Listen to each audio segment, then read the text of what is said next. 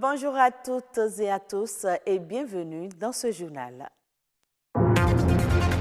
Demain, 25 décembre, c'est la fête de Noël. La plupart des parents se sont déjà organisés pour l'achat des cadeaux de Noël.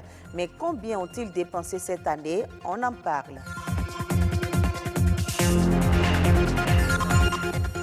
La femme doit être à l'aise et vivre l'accouchement comme un événement heureux. L'accouchement humanisé offre aux parturientes toutes ces conditions, mais ce type d'accouchement a encore des limites au Bénin. C'est un fait presque banal et pourtant cela suscite interrogation. La prolifération des organisations non gouvernementales a pris ces dernières années une allure exponentielle au Bénin. Bon ou mauvais, on en saura davantage. C'est la veille de la fête de Noël et pourtant le Père Noël continue de remplir sa hôte. Les stands de jouets sont achalandés mais les clients se font un peu rares. Quelle cagnotte pour le Père Noël cette année? Reportage Evra Hanani, René Arossi. C'est la belle nuit de Noël. Je suis venu avec ma mère pour pouvoir payer des jeux. Comme c'est Noël, je vais payer des jeux pour ma petite sœur. Petit papa Noël. Dans les rayons des grandes surfaces et autres magasins spécialisés, les jouets débordent et les décorations de Noël scintillent. C'est un moment très attendu par les enfants. Pour ma petite sœur, j'aimerais bien la payer des jeux de construction. Parce qu'à son âge, elle doit un peu développer son cerveau. Donc je pense que ça serait le meilleur type de jeu qu'on pourra la payer. Si moi je dois prendre des jeux, ça serait peut-être des jeux vidéo, les PS 2020 par exemple. Mais face à ces attentes, les parents ont des sueurs froides. Avec la situation actuelle du pays, on n'arrive pas à faire vraiment plaisir à nos enfants. Donc je ne sais pas, la cagnotte ne serait pas aussi bonne cette année. Je suis venu prendre 2 petits cadeaux pour mes 2 filles. Donc, comme c'est la fin de l'année, à l'école, on leur a demandé de faire de petits cadeaux. Donc, c'est pourquoi je suis là. La magie de Noël fait rêver, mais surtout, elle fait vendre.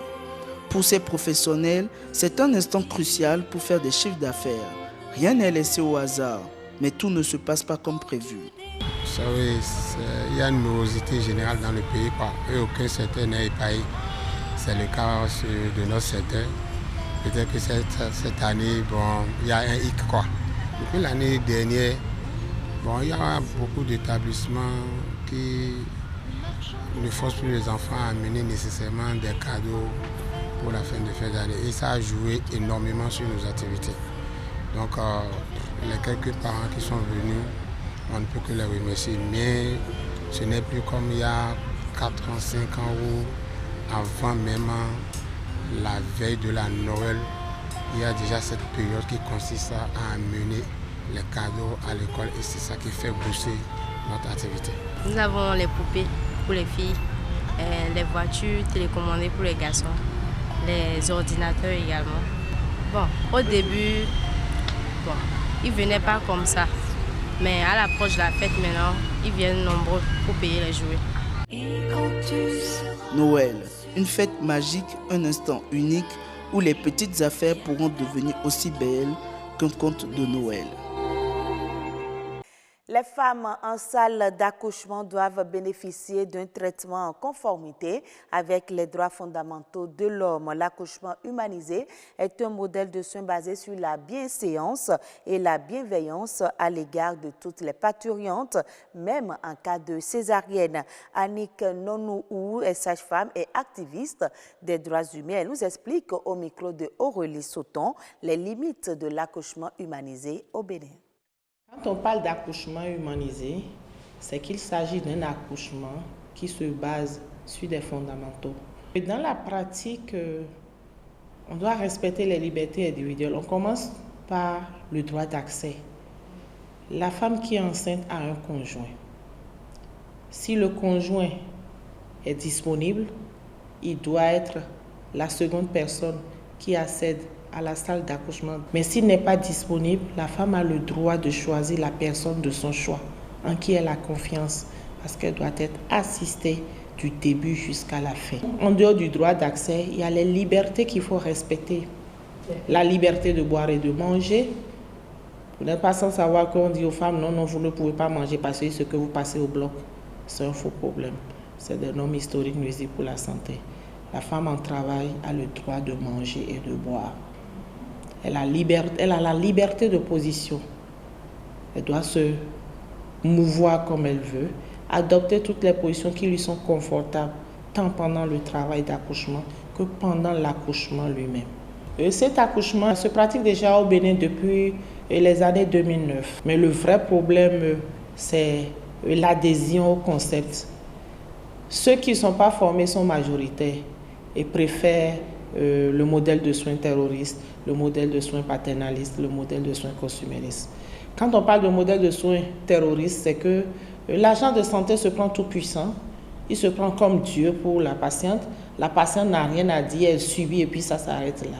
Mais le modèle de soins qui est conseillé, c'est le modèle de soins humaniste. Même s'il s'agit d'un accouchement pathologique, l'accouchement doit être humanisé. Humanisé, mais ne respectant pas peut-être les positions, certaines choses qui sont contre-indiquées. Il est incontestable aujourd'hui que la crise économique de ces dernières années a obligé de nombreux décideurs à redéfinir leur politique de développement, ce qui a engendré un intérêt particulier pour les initiatives privées, notamment la création des organisations non gouvernementales. Ce qui frappe le plus, c'est la prolifération de ces ONG et la situation inquiète. Evra Hanani pour plus d'éclaircissement.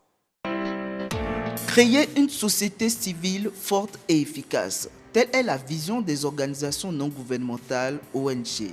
Bien qu'il en existe au plan international, certaines associations se battent pour être connues sur le plan national afin d'attirer l'attention du public. La société civile organisée doit avoir sa place dans le Conseil des Nations. Et de mieux en mieux aujourd'hui, il est réclamé que la société civile puisse être mieux organisée et qu'elle puisse avoir un droit de regard sur tout ce que fait, premièrement, l'exécutif et tout ce que fait aussi l'opposition et tout ce que fait aussi la mouvance. Le public et les médias négligent parfois les petites activités quotidiennes des ONG qui sont peu importantes, mais qui peuvent avoir un grand impact sur la vie des populations. Les ONG essayent de suppléer à l'État dans les domaines où l'État n'a pas assez de ressources, assez de capacités.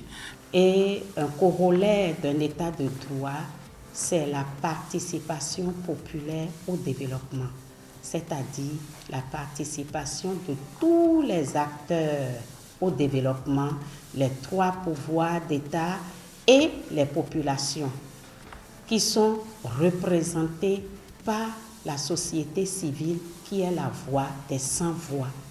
Pour certains acteurs, la prolifération des ONG serait nécessaire, voire indispensable pour assurer la veille citoyenne. Je pense que les ONG, il n'y en a même pas encore suffisamment pour couvrir tous les aspects. Et au Bénin, nous n'avons pas encore assez d'ONG. Et quand les ONG poussent, nous devrions les entretenir et non aller contre ces ONG, non. Chaque acteur a son rôle et sa partition à jouer. Donc, nous n'allons pas parler de prolifération outre mesure. Maintenant, dans toute équipe, il y a des brebis galeuses. Oh, donc, des ONG qui n'existent que de nom, je crois que ça n'engage qu'elles. Si l'utilité et l'importance des ONG n'est plus à démontrer, susciter l'envie chez les plus jeunes de mettre leurs compétences au service des ONG est encore souhaité. Hors du Bénin, au Nigeria, le fournisseur de solutions Renesas a levé 20 millions de dollars pour le développement de ses activités avec ses fonds. La compagnie ambitionne d'électrifier 20 marchés urbains au Nigeria au bout de 18 mois. Pour y parvenir, l'énergéticien va recouvrir les toits des marchés des panneaux solaires et va les doter de systèmes de batteries pour le stockage de l'énergie et le contrôle de la tension ainsi que des compteurs intelligents. Actuellement au Nigeria, le réseau électrique fournit en moyenne 4000 mégawatts d'électricité. Atelier de partage et d'information avec l'Office national des pupilles du Sénégal. Les acteurs qui œuvrent pour la protection de l'enfance se sont penchés sur le bien-être des pupilles. Il en est ressorti le problème d'insertion professionnelle à la majorité après leur formation. Fatou Sarou. Dans le cadre de sa mission d'accompagnement, d'encadrement et d'insertion des pupilles de la nation, l'Office national a organisé cet atelier de réflexion sur le bien-être des pupilles. Il en est ressorti qu'à partir de la majorité, leur situation se précarise. Le problème des problèmes, c'est aujourd'hui, comme ils l'ont dit tous, c'est l'insertion après les études. Mais l'appel que nous lançons, c'est surtout qu'il y ait un élargissement pour ceux qui sont toujours dans le circuit scolaire.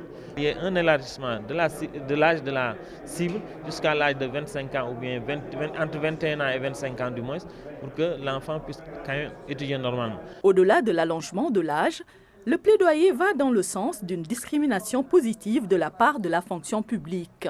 En leur octroyant donc un quota dans le recrutement dans la fonction publique. C'est un fort plaidoyer que nous réitérons auprès donc des autorités du ministère de la fonction publique pour qu'elles puissent donc prendre en charge le volet pupille de la nation dans les futurs recrutements au niveau de la fonction publique. Les bonnes volontés pourraient aussi leur donner une chance. Leur ambassadrice Ami Sarfal interpelle les chefs d'entreprise. Pour ma part, j'entends vraiment frapper à des portes pour voir comment on peut leur trouver des stages, comment on peut leur trouver des emplois, comment on peut les aider. Parce que ce que le directeur disait tout à l'heure est très important. On parle de pupilles de la nation, mais n'oubliez pas que ces pupilles parfois ont des frères et des sœurs qui ne sont pas forcément reconnus comme des pupilles. Donc, ils aident aussi ces enfants. Les pupilles de la nation sont pour la plupart des orphelins dont les parents sont des fonctionnaires décédés en cours de mission. D'autres cibles souhaitent aujourd'hui intégrer l'office. Il y a certaines catégories d'enfants qui quand même mériteraient aujourd'hui d'avoir un statut de pupille de la nation. C'est notamment les enfants dont les parents sont atteints de sida, qui aujourd'hui ont un problème de prise en charge. Également les enfants des déficients mentaux. Le NPN est logé au ministère en charge de la protection de l'enfance. Cependant, la prise en charge des pupilles requiert une synergie de plusieurs départements. Et c'est la fin de ce journal. Merci à vous de l'avoir suivi.